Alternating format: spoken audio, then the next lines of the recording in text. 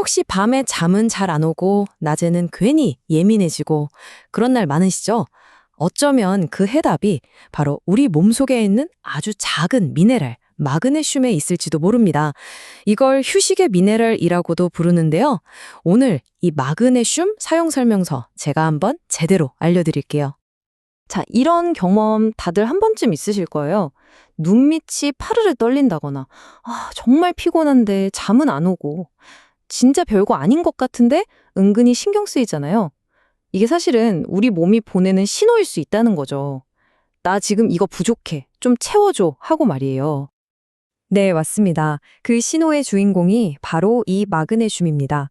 어쩌면 우리 몸이 겪는 여러 가지 불편한 문제들에 해결해줄 정말 중요한 열쇠가 될 수도 있는 거죠.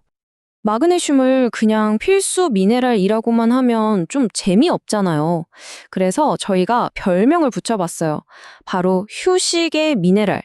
왜냐하면요, 이게 하루 종일 쌓인 긴장을 싹 풀어주고 뭉친 근육을 부드럽게 이완시켜주거든요.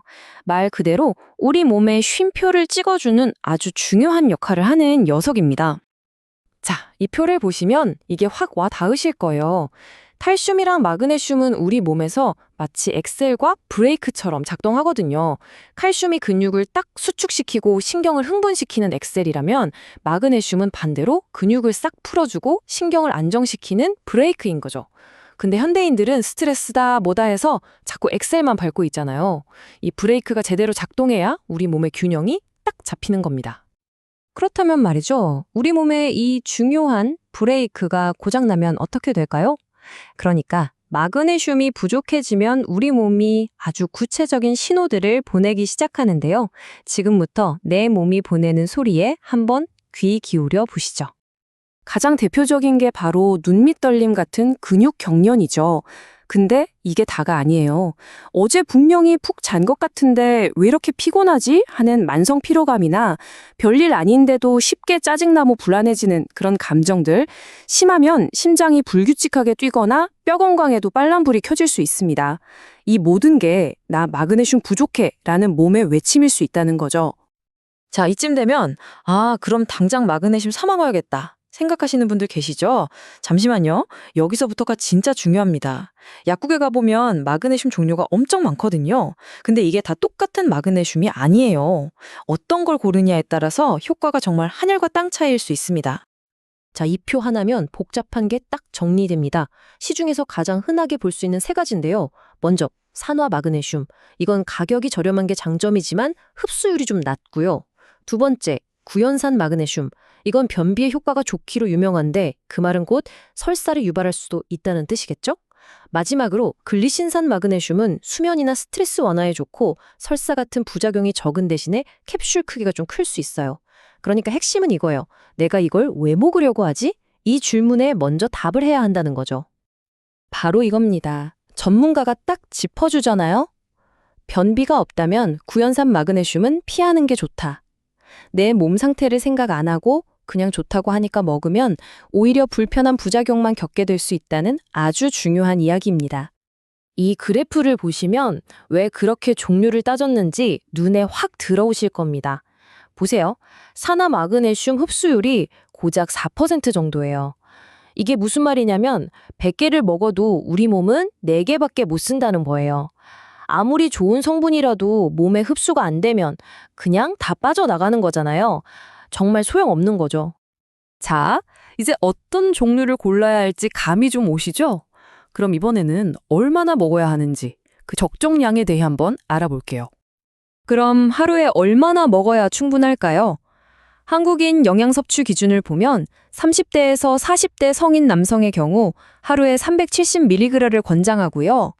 여성분들은 그보다 조금 적은 280mg 정도를 권장합니다. 근데 이 숫자를 보면 이걸 어떻게 다 챙겨 먹지? 꼭 영양제로 먹어야 하나 싶으실 텐데 꼭 그렇지만은 않아요. 사실 식단에 조금만 신경 쓰면 충분히 채울 수 있습니다. 예를 들어서 식사로 퀴노아랑 시금치를 먹고 간식으로 아몬드 한 줌, 그리고 기분 좋게 다크 초콜릿 한 조각 먹으면 여성 관장량은 거뜬히 채울 수 있어요. 생각보다 할만하죠? 식단에 추가하면 정말 좋은 마그네슘 부자 음식들입니다. 해바라기씨나 아몬드, 시금치 같은 건 많이 들어보셨을 텐데, 와, 다시마 함량 좀 보세요. 정말 압도적이죠? 오늘 저녁 반찬으로 미역이나 다시마 같은 해조류를 추가하는 것만으로도 우리 몸에 정말 큰 도움이 될 수 있습니다.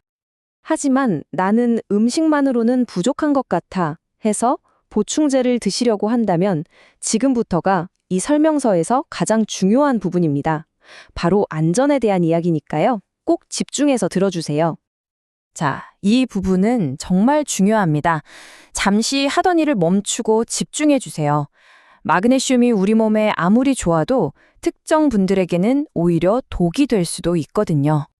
특히 가장 조심하셔야 할 분들은 바로 신장 기능이 좋지 않은 분들입니다. 신장이 우리 몸의 필터 역할을 하잖아요. 이 기능이 약하면 마그네슘이 몸 밖으로 빠져나가지 못하고 계속 쌓여서 문제를 일으킬 수 있어요. 그 외에도 혈압이 너무 낮거나 심장 박동이 느리신 분, 그리고 특정 약을 드시고 계신 분들은 절대로 혼자 판단하지 마시고 꼭 의사나 약사와 먼저 상의하셔야 합니다. 그리고 이건 정말 많은 분들이 놓치시는 부분인데요. 갑상선 약이나 일부 항생제를 드시는 경우 마그네슘이랑 같이 먹으면 약 효과가 뚝 떨어질 수 있어요. 그럼 어떻게 하냐고요? 해결책은 아주 간단합니다. 최소 4시간 넉넉하게 시간 간격을 두고 따로 드시기만 하면 됩니다. 정말 간단하죠? 마지막으로 정말 실용적인 팁 하나 드릴게요. 혹시 마그네슘 영양제를 먹기 시작했는데 배가 좀 부글거리거나 설사를 한다. 이거는 부작용이라기보다는 여러분의 몸이 보내는 아주 정직한 신호예요. 이봐, 지금은 이만큼 필요 없어 라는 뜻이거든요. 그럴 땐 당황하지 마시고 그냥 복용량을 좀 줄여보세요. 그렇게 내 몸에 딱 맞는 양을 찾아가시면 됩니다.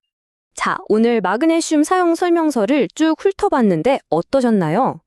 이제 여러분의 몸에 딱 맞는 휴식의 열쇠를 찾을 수 있겠다는 자신감이 좀 생기셨나요? 가장 중요한 건요, 정답을 밖에서만 찾으려고 하지 말고 내 몸이 보내는 작은 신호 하나하나에 귀를 기울이는 겁니다. 그리고 오늘 알게 된 정보로 현명한 선택을 하는 것, 그게 바로 시작입니다.